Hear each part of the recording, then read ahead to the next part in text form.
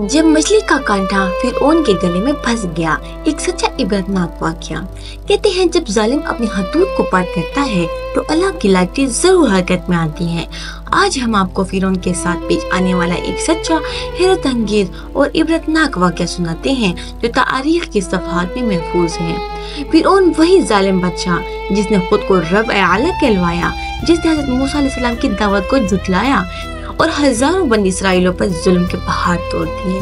लेकिन एक दिन फिरौन के साथ कुछ ऐसा हुआ जिसने उसकी सारी ताकत, सारा गरूर और सारी बादशाहत खाक में मिला दी। ये वाक़या हज़रत अब्दुल्लाह बिन अब्बास रज़ियल्लाहु अन्हु से मनक़ूल है। एक दिन फिरौन अपने शानदार महल में शाही दस्तरखान पर मछली खा रहा था। अभी एक नवाला लिया ही था कि मछली का एक नोकदार कांटा उसके गले में फंस गया। फिरौन की हालत बिगड़ने लगी, सांस रुकने लगी, आंखें बाहर आने लगी, चेहरा सुर्ख हो गया। बादशाही हकीम बुलाए गए, महल के दर दीवार गूंज उठे। बादशाह सलामत, कुछ बोलिए, लेकिन फिरौन बेबस।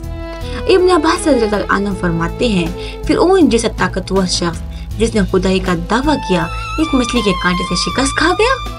वो जो खुद को माबूद समझता था, एक कांटे ने उसकी ताकत को चैलेंज कर दिया। क्या अल्लाह ताला ने इसे तौबा का मौका दे रहा था या सिर्फ दिखा रहा था कि ए इंसान तो कुछ भी नहीं, सिर्फ एक कांटे का मेहमान है। बिलाखिर हकीमों ने बड़ी मुश्किल से उस कांटे को निकाला। फिर उनकी जान बची मगर गुरूर न गया। वो भी अपने जुल्म पर कायम रहा यहाँ तक कि समंदर में गर्क हो गया।